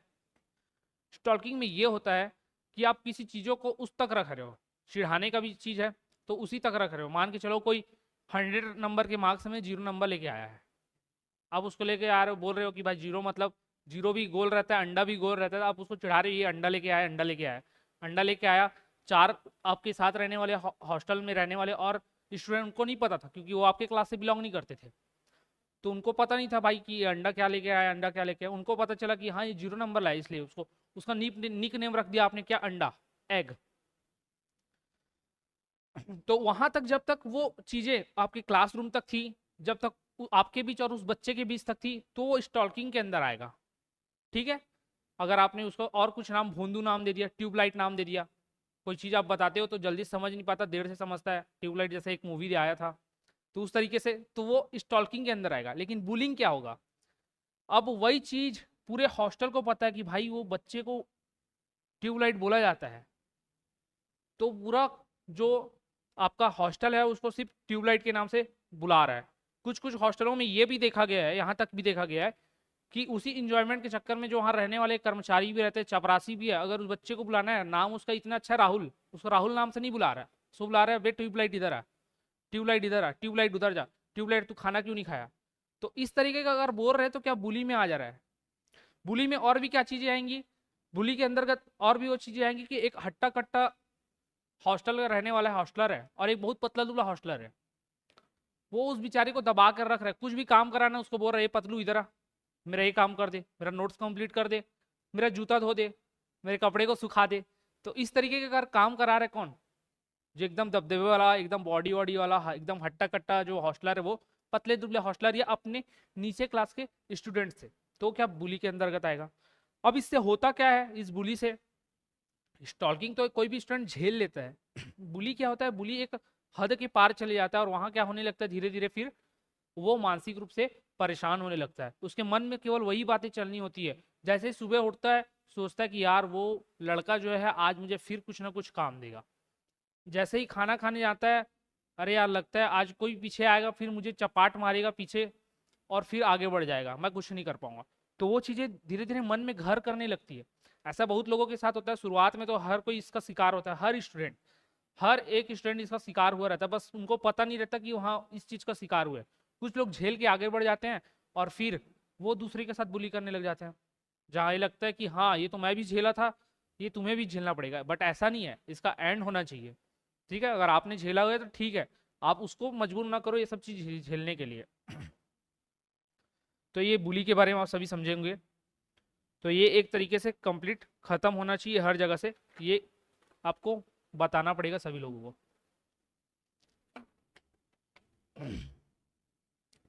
मेरे भी गले में थोड़े से खराश आ रही है, तो ये चीज़ समझ गए। तो इसी चीज़ों से क्या समझा के आपको चलना है, बच्चों को एक मानसिक स्वास्थ्य की सुनिश्चित करके चलना पड़ेगा। उसके लिए क्या करें, उसके लिए क्या करना है आपको, इसके लिए आप करना क्या है ये भी तो आपको जानकारी होना चाहिए। उसके लिए आपको एक हॉस्टल वार्डन के तौर पर यह जानकारी हो कि आप सभी लोगों को जागरूक करें कि इस तरीके की हरकतें ना हो। अगर हरकतें कोई बच्चा करे तो उसको डराएं कि अगर आप इस तरीके से काम करते हुए पकड़े गए तो आपको रस्टिकेट कर दिया जाएगा, मम्मी पापा को बता दिया जाएगा, या पनिशमेंट दिया जाएगा कि भाई पूरे हॉस्टल का साफ सफाई कर, तुरंत छोड़ देगा वो, बर्तन मांजने बोल देना तुरंत छोड़ देगा वो। ठीक है, तो ये समझना। बर्डन ऑफ स्टडी, अच्छा इसमें अगर कोई अधिकारी ही करता है बुलिंग कर रहा है किसी बच्चे के साथ, तो उसको क्या है, उसको आगे आप पहुंचाना है। आप एक वार्डन के तौर पर आपको आगे बातें पहुंचानी कि भाई ये ऑफिसर जो इस तरीके का काम कर रहा है, पहले वार्निंग दो, उसके बाद उसके बातों को आगे पहुंचाओ अथॉरिटी तक कि ये इस तरीके का काम कर रहा है, ये आपका जवाबदारी। अब पता चल रहा है कि आप ही बुली का काम कर रहे हो, अगर आप ही बुली का काम कर रहे हो तो आपके लिए भी एक बहुत ही अच्छा ऑप्शन रखा है एनसीपीसीआर ने, क्या, पॉक्सो। किसी भी गलती से आप बुली करते पकड़े गए और आप ही ने जागरूक किया कि बुली नहीं करना है, और पॉक्सो ई बॉक्स के बारे में भी बता के रखा है कि पॉक्सो ई बॉक्स क्या होता है, पॉक्सो में आपने पढ़ा होगा, नहीं पढ़ा तो आगे मैं बताऊंगा, आगे है आपके बारे में, ये देखो पॉक्सो ई बॉक्स, तो इसके बारे में बता के भी रखा है, बुली नहीं करना भी बता के रखा है, और आप ही किसी बच्चे के साथ कर रहे हो तो ये आपको ही महंगा पड़ जाएगा। वो बच्चा अगर यहाँ आके आपके बारे में कंप्लेंट कर दिया तो आपका नौकरी गया। तो इस चीज़ का संभल के चलना है, समझ के चलना है और संभल के भी चलना है कि गलतियां ना हो। अब बर्डन ऑफ स्टडी क्या होता है, बर्डन ऑफ स्टडी क्या, इतने ज़्यादा अगर होमवर्क उनको मिला जा रहा है कि आज होमवर्क करके आओ, कल होमवर्क करके आओ, सभी सब्जेक्ट के होमवर्क मिले जा रहे हैं, प्लस एक्स्ट्रा और वर्क दिए जा रहे हैं, तो इस तरीके से वो पागल एक पागल टाइप का लगेगा उसको, एक बच्चे के रूप में भी, भाई कि कितना पढ़ूं मैं, हर चीज कहाँ से पढ़ पाऊं। तो वो चीज को आपको मेंटेन करवाना पड़ेगा एक गाइड के तौर पर, कि स्कूल से जाकर आप रिक्वेस्ट करें कि बच्चा परेशान हो रहा है, आप देने वाले अपने होमवर्क्स में, देने वाले अपने जो एक्टिविटीज़ है उसमें कम करो, तो वो बर्डन ऑफ स्टडी हटेगा। कई लोग इसी की वजह से बहुत ही ज़्यादा नर्वस रहते हैं, आज मैं फिर नहीं बता पाऊंगा, जाऊंगा इंग्लिश के कुछ क्वेश्चन आएंगे, बता नहीं पाऊंगा, इंग्लिश वाली मैडम फिर मेरा इंसल्ट करेंगी। तो इस तरीके की चीज़ें चलती हैं। होम सिकनेस या नॉस्टैल्जिया, नॉस्टैल्जिया एक वर्ड होता है जो घर से बाहर जाने की भय को बताता है। घर से बाहर जाने का भय मतलब घर से दूर रहने का भय। कई लोग ऐसे होते हैं जिनको अपना घर बहुत प्यारा होता है, बाहर रहना एक्सेप्ट ही नहीं कर पाते, तो वो है आपका होम सिकनेस। आपको घर की बहुत याद आती है, आप वहाँ के माहौल में ढल ही नहीं पा रहे हो, आपका पढ़ाई में मन नहीं लग रहा है इस वजह से, तो ये सब नॉस्टैल्जिया का है। इसको दूर करना है आपको। दूर कैसे करेंगे? भाईचारा बढ़ाना पड़ेगा आपको, फ्रेंडशिप बढ़ाना पड़ेगा आपको स्टूडेंट लोगों के बीच में, कि वहीं के वहीं वो लोग घर का माहौल एक दूसरे के साथ फील करे, ऐसा फील करे जैसा वो अपने भाई के साथ फील करते थे, जैसा अपने भाई के साथ फील करते थे वैसा ही अपने रूममेट के साथ फील करे, अपने वहाँ के जो फ्रेंड थे उसी तरीके के यहाँ भी फ्रेंड बनाए, अपने माता पिता से जैसे बातें शेयर कर पाते थे वैसे एक वार्डन से या फिर और किसी से, वहाँ रहने वाले ऑफिसर से कर पाए, उस तरीके का आपको माहौल क्रिएट करना पड़ेगा। बीइंग रिजेक्टेड मतलब क्या? अच्छा पॉइंट है, हर लड़के ने फेस किया होगा तो समझ पाएंगे, लड़कियों ने फेस किया कि नहीं, ये नहीं पता मुझे, लेकिन जितने अभी मुझे लाइव देख रहे होंगे उनमें से सभी लड़कों ने ये फेस किया होगा, बीइंग रिजेक्टेड।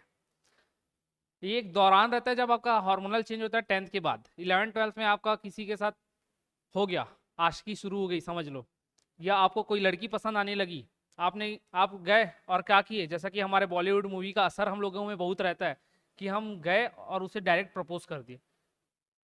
लड़की ने एक झापड़ दिया या जूती निकाल के मारा, या नहीं भी मारा तो चार लोगों के बाद चार बातें सुनाई, शकल अपना देखा है ये वो करके, और उसको बाहर भेज दिया गया। अब वो सभी के सामने रिजेक्ट हो चुका था, तो वो बात उसके माइंड में घर कर चुकी थी और उसको रह रह के सताती थी कि भाई मुझे रिजेक्शन देखना पड़ा है, अब बाकी मैं अपने फ्रेंड के सामने भी कैसे जाऊं, बाकी क्लास के सामने भी कैसे जाऊं। तो उसको भी दूर करना है। एक वार्डन के तौर पर आपको जाके मिलना है। वो जो रेशियो था 1:200 या फिर 1:50 क्यों था? इसी वजह से था। इन सभी चीज़ों के बारे में आपको जानकारी कैसे मिलेगा? जब आप वार्डन के तौर पर पर्टिकुलर सभी कमरों में जा जाकर बात करेंगी, सब चीज़ ठीक है कि नहीं है। अगर कोई एबनॉर्मल बिहेव कर रहा है तो उससे पूछिए कि क्या हुआ। अगर वो आपके सामने खुलेगा, बताएगा, तो आप उसकी इन सभी चीज़ों को दूर कर पाएंगे, बता के कि भाई हमारे साथ भी ऐसा हुआ था, छोड़ दो, जीवन में एक ही आदमी नहीं आएगा, और भी लोग हैं बाकी। इस तरीके से आप उनको मोटिवेट करेंगे। तो ये था आपका साइकोलॉजिकल वेलबींग का, इस तरीके की चीज़ें आप उनको बताकर आगे बढ़ाएंगे। तो ये एक ड्यूटी होगी।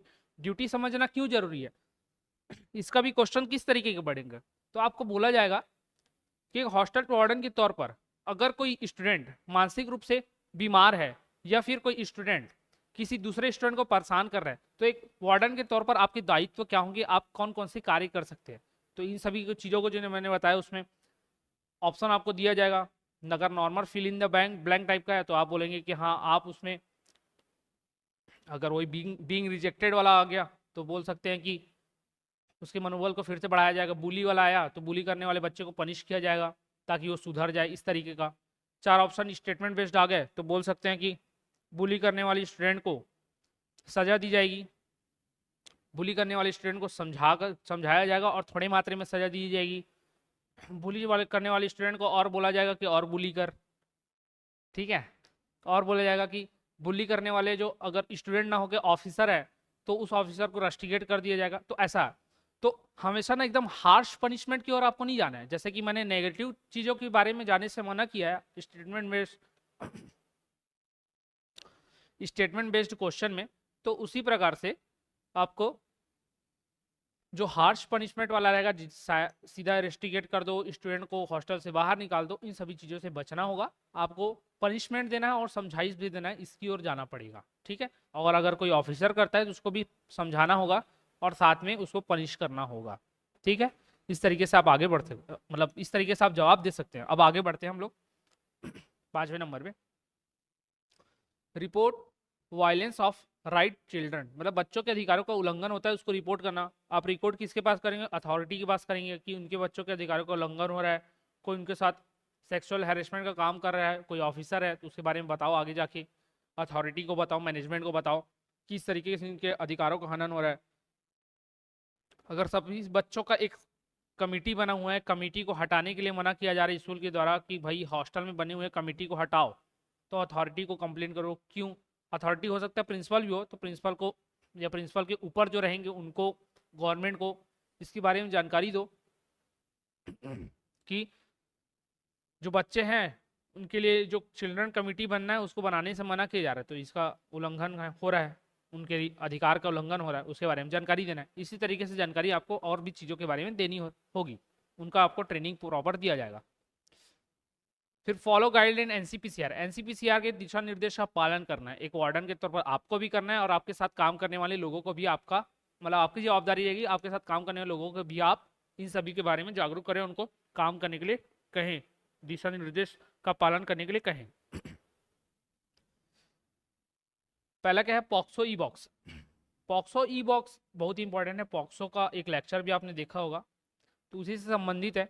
जैसे कि मैंने अभी बताया कि कोई ऑफिसर कोई बड़ा स्टूडेंट छोटे स्टूडेंट के साथ या कोई फैमिली मेंबर बार बार हॉस्टल में आके सेक्सुअली हैरेस कर रहा है किसी बच्चे को, केवल फीमेल चाइल्ड को ही नहीं, मेल चाइल्ड को भी। आजकल सिनेरियो ऐसा हो गया कि केवल जो रेप के केस होते हैं वो महिलाओं के लिए आना छोड़ो के मतलब केवल उनके लिए बस ना आके मेल के भी लिए आते हैं। ऐसा आपने न्यूज़ में सुना होगा कि 4 लेडीज ने मिलकर या 4 गर्ल्स ने मिलकर एक बच्चे मेल बच्चे के साथ या फिर एडल्ट के साथ इस तरीके का बिहेव किया हुआ है। तो वो चीज़ बढ़ने लगी है, उनसे बचाने के लिए बच्चों को, कम से कम बच्चों को बचे जो 6 से 18 साल तक हॉस्टल में हैं, उन तो वो इनसे सुरक्षित रहे, इसके लिए पॉक्सो ई बॉक्स लाया गया। ये क्यों लाया गया? तो बच्चे शर्मीले स्वभाव के होते हैं या फिर इन सभी चीज़ों को ना खुल के शेयर नहीं कर पाते, उनको इन सभी का नॉलेज नहीं होता कि क्या हो रहा है मेरे साथ, तो वो ये सब चीज़ें से घबराते हैं। अगर कोई फीमेल के साथ हो रहा है, 10-12 की कोई स्टूडेंट है, छात्रा है, लड़की है, गर्ल्स है, तो वो मेरे बारे में क्या सोचा जाएगा, ये सोच के वो बता नहीं पा रही है। तो उन सभी लोगों के लिए ये पॉक्सो ई बॉक्स एक वरदान के रूप में है, लेकिन तब वरदान के रूप में जब इसके बारे में लोगों को नॉलेज हो। और ये वरदान कौन दे सकता है? आप दे सकते हो। आप जागरूक करोगे सभी स्टूडेंट को जागरूक करने के बाद बता सकते हैं कि इनका एक पोर्टल है, उस पोर्टल में जाइए। अगर आपको किसी भी प्रकार का सेक्सुअली हैरेस किया जा रहा है तो आप इसमें जाइए। क्या खेल के मैदान, दुकान, सड़क में आपको गलत तरीके से छुआ गया, स्कूल या ट्यूशन में गलत तरीके से छुआ गया, परेशान किया गया, या ब्लैकमेल किया जा रहा है आपके किसी भी प्रकार के फोटो रखकर या फिर आपके के साथ कुछ अनुचित व्यवहार करके, स्कूल या वैन इत्यादि में, जिस भी स्कूल बस में आप आते जाते हैं, या फिर कोई टीचर आपको इस तरीके से परेशान कर रहा है, परिवार का सदस्य या रिश्तेदार घर में या फिर हॉस्टल में आकर बार बार इस तरीके का परेशान कर रहा है, इंटरनेट या फ़ोन के माध्यम से आपको इस तरीके का परेशान किया जा रहा है। इंटरनेट या फ़ोन हॉस्टल में कहाँ आएगा ये मत सोचिएगा, हॉस्टल में भी एक हद तक आपको मोबाइल यूज़ करने का सुविधा दिया जाता है। ये आपको वार्डन के तौर पर पता होना चाहिए। कब? सैटरडे संडे में, वो भी कौन? घर वालों से बात करने के लिए। उसके बीच में अगर कोई बच्चा वार्डन के साथ मिलकर मोबाइल अपने कमरे में ले जा रहा है, यूज़ कर रहा है, तो वो फिर अलग केस है, ठीक है। तो ये समझिएगा सैटरडे संडे को मिल जाता है। तो उसमें अगर आपका कोई रिलेटिव है या फिर आपका कोई फ्रेंड है जो आपको परेशान कर रहा है, ब्लैकमेल कर रहा है, ठीक है। परिवार कैसे बार बार, परिवार वाले में ये क्या होता है, अब इस सब चीज़ों के आने से परिवार वालों को पहले अलाउ किया जाता था कि वो सीधे उनके रूम जाकर मिल सकते हैं, बट इन सब चीज़ों के बाद से अलाउ बंद कर दिया गया है। इन सभी तरीके के जो न्यूज़ सामने आते हैं कि उसके बाद से अब एक अलग सा मीटिंग रूम रहता है जहाँ पर आप एक स्टूडेंट हॉस्टल में रह रहा है, उसके फैमिली वाले वहीं आकर मिलेंगे, ठीक है, निगरानी में मिलेंगे। तो इस तरीके के कारण तो ये वाला थोड़ा कम हुआ है। लेकिन अगर आपको घर में भी किया जा रहा है एक बच्चे के तौर पर, तो अपने आसपास, अगर आप अभी पढ़ भी रहे हैं पॉक्सो ई बॉक्स के बारे में, तो भी अपने आसपास घर परिवार के लोगों को जरूर इसके बारे में जागरूक कीजिएगा कि अगर इस तरीके का आपके साथ कुछ होता है तो एक पॉक्सो ई बॉक्स नाम का वेबसाइट है, वेब पेज है, उसमें जाकर आप ये देख सकते हैं 6 कैटेगरी है कि किस तरीके से आपको परेशान किया जा रहा है, उसमें आप जाकर आगे बढ़ सकते हैं। तो ये देख लीजिएगा, ये विजिबल होगा और इसका PDF भी आपको मिलेगा। तो पॉक्सो ई बॉक्स जाकर आप जरूर सर्च कीजिएगा वेबसाइट में कि कैसा रहता है, उसका प्रोसेस क्या है, उसके बारे में वीडियो भी दिया गया है, तो देख लीजिएगा, ठीक है। तो इसके बारे में जागरूक करना है, खुद भी जागरूक होना है, अपने कोवर्कर को जागरूक करना है, साथ ही बच्चों को भी जागरूक करना है कि इस तरीके के काम नहीं करें। और इसमें अगर लिप्त पाए गए आप, संदिग्ध पाए गए आप, इसमें आप गिल्टी पाए गए तो आपका नौकरी तो गया ही गया, या जो काम करने वाले इस तरीके से हरकत करने वाले उनको जेल भी होती है। ठीक है, फिर देखते हैं हेल्थ चेकअप ऑफ चिल्ड्रन। तो स्वास्थ्य जांच कराना एक कॉमन चीज़ है। अगर भाई सर्दी खांसी का दिन चल रहा है, बारिश का मानसून का दिन चल रहा है, तो आपकी जवाबदारी है एक वार्डन के तौर पर कि आप नर्स लेकर आए, या नर्स की तो व्यवस्था रखनी ही होती है, एक हॉस्टल में नर्स की व्यवस्था रखनी होती है, पास में एक मेडिकल हो, इसकी फैसिलिटी इसकी सुविधा देखनी पड़ती है, फर्स्ट एड बॉक्स रखना पड़ता है, साथ में जो बेसिक मेडिसिन होती हैं वो भी प्रोवाइड करना रहता है। तो ये तो हेल्थ चेकअप चिल्ड्रन का कराना ही रहेगा आप सभी को। फिर क्या है, ensure the improvement of the condition of institution from time to time. संस्था की स्थिति में सुधार करना समय दर समय। क्या सुधार करना है, पता चल रहा है आप जहां हॉस्टल वार्डन का वैकेंसी क्लियर करके गए हो, जहां पर आपको वार्डन बनाया गया है, क्योंकि सरकारी जगह है। सरकारी हॉस्टल्स कैसे रहते हैं, अगर आपने कभी पढ़ा होगा तो देखा होगा, अगर नहीं पढ़ा है तो भी कहीं पर भी चले जाइएगा अपने घर के आसपास, किसी सरकारी हॉस्टल को देखिएगा, इतना जर्जर रहता है। वो जब बना था तभी ठीक था, 5 साल बाद उसको देखना इतना जर्जर रहता है वो। तो उस तरीके की कंडीशन को आपको सुधार करना पड़ेगा। कहीं से सीलिंग लटक रही है, उसको सुधार करना पड़ेगा। पुट्टी उखड़ गई है, पुट्टी को बनवाना पड़ेगा। वायर खुले हुए हैं, वायर को लगवाना पड़ेगा। वाटर कूलर है ही नहीं, सिंटेक्स फूटा हुआ है। शौचालय जो है, टॉयलेट जो है इतने खराब है, शौचालय में फ्लश ही नहीं है, फ्लश की व्यवस्था ही नहीं है। तो उन सभी चीज़ों को आपको समय के साथ धीरे धीरे सुधार करना पड़ेगा, ये आपका जवाबदारी है। ठीक है, तो क्लीनलीनेस वाला हाइजीनिक रखना है आपको, हाइजीन मेंटेन करके रखना है, ये चीज़ तो आप ध्यान में रख लीजिएगा। एक जो मानसिक सुधार, जो साइकोलॉजिकल वेल बींग के बारे में मैंने बात किया, और एक हाइजीन, ये दो चीज़ें बहुत ही इंपॉर्टेंट है एक हॉस्टल के लिए। फॉर्मेशन ऑफ चिल्ड्रंस कमिटीज, समिति, बच्चों की समितियों का गठन करना, इसी के बारे में मैंने आपको एग्जांपल दिया। अगर उनकी गठन नहीं हो रहे, मतलब उनके अधिकारों का हनन हो रहा है, अधिकारों का हनन हो उस तरीके से या किसी अन्य तरीके से, तो उसकी जानकारी आपको सरकार को या अथॉरिटी को देनी होती है। ये जरूरी क्यों है, आप अगर हॉस्टल वार्डन बन के जाएंगे तो आप उनके उम्र से आगे की उम्र के हो, उनके हम उम्र के लोग ही उन जान पाएंगे कि हमारे लिए और क्या चीज सुविधाएं होनी चाहिए। अब ऐसा नहीं कि प्ले स्टेशन ला के रखो हॉस्टल वार्डन में, शनिवार और संडे प्ले स्टेशन होना चाहिए, प्ले स्टेशन में खेलने के लिए सबको मौका देना चाहिए। तो इस प्रकार के भी ये जो समितियां हैं, जो कमेटी है स्टूडेंट्स की, वो डिमांड करेंगे तो वो डिमांड आपको पूरा नहीं करना है। लेकिन अगर ये लोग बोल रहे हैं कि वाटर कूलर एक ही है सर, इसको 4 जगह लगा दो, अगर 4 फ्लोर है तो 4 फ्लोर में अलग अलग वाटर कूलर दोनों साइड लगा दो, तो उस तरीके की चीज़ों का आप मान सकते हैं।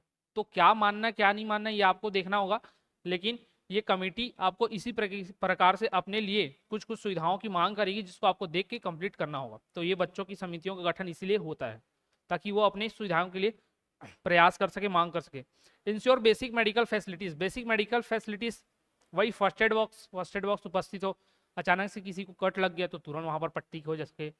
अचानक कोई प्लेग्राउंड में क्रिकेट खेल रहा है, सर फूट गया फील्डिंग करते हुए, तो पता चल रहा है कोई फुटबॉल खेल रहा है पैर टूट गया तो, या स्वेलिंग आ गई तो, या सीढ़ी से उतरते उतरते कोई उनका पैर मोच खा गया तो उस तरीके से लिए जो बेसिक फैसिलिटीज़ होती हैं कि आपको मलहम पट्टी करना है, स्प्रे रखना है, थोड़े बहुत मेडिसिन रखने हैं, तो वो सभी होने चाहिए। और जो मेडिकल फैसिलिटी थी उसमें एक नर्स का होना जरूरी होता है, इसका ध्यान रखेंगे।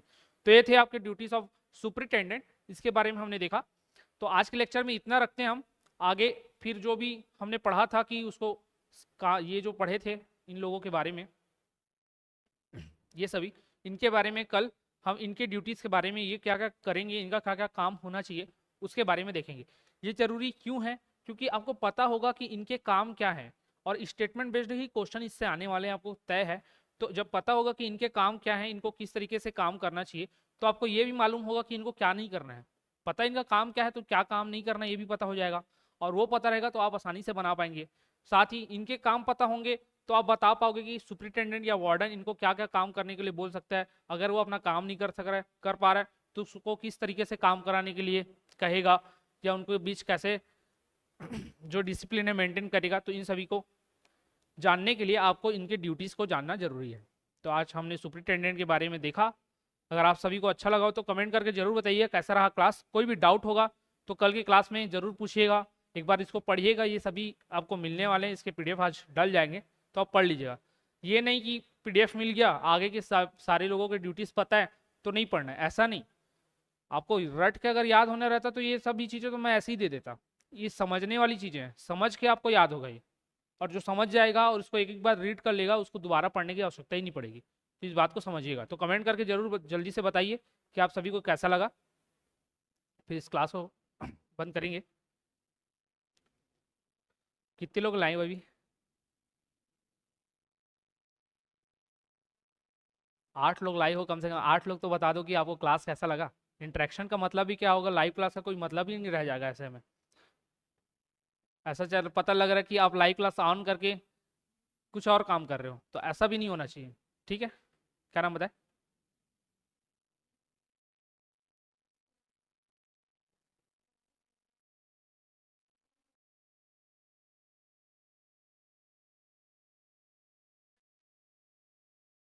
ठीक है ठीक है, शुभम जी।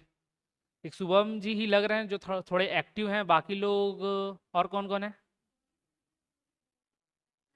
गौरी शंकर जी हैं। तो इस तरीके से आप इंटरेक्शन रखिए हम लोगों के साथ, सभी लोग जितने भी लोग लाइव आ पा रहे हैं।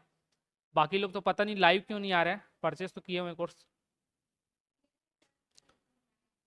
ठीक है, जो समझा रहा हूँ वही काम आने वाला है। ये जो नोट्स दूंगा ये केवल आपको गो थ्रू करने के लिए रहेगा अंतिम दिनों में। ठीक है, तो ये गो थ्रू करने के लिए रहेगा, सभी स्टूडेंट को बताना चाहूँगा। और गौरी शंकर जी बोल रहे हैं कि मज़ा आ गया, तो इसी तरीके से मज़ा हर रोज आएगा आपको। जुड़े रहिएगा क्लास के साथ। ये गो थ्रू करने के लिए रहेगा, ये जो पॉइंट है इस बात को समझिए। जो मैं समझा रहा हूँ काम आपके एग्जाम में वही आने वाला है। और जो समझा रहा हूँ वो आप कितना समझ पा रहे हैं ना, अपने लिए थोड़ा थोड़ा प्रिपेयर करते चलिएगा कि हाँ ये पॉइंट मेरे को लग रहा है कि लिख लेना चाहिए। क्योंकि मैं बताते तो चलता हूँ, आपको हिंट भी करता हूँ कि ये पॉइंट इंपॉर्टेंट है, ये पॉइंट इंपॉर्टेंट है, और उनके बीच में और 2-4 चीज़ें जो बता रहा हूँ, ये जो 7-8 पॉइंट लिखे हैं उसके बाद भी तो वो चीज़ें आपको पढ़ने होंगे। लिख लीजिएगा, काम आता है कहीं ना कहीं। तो इस वीडियो में इतना ही रखते हैं। आप सभी का धन्यवाद।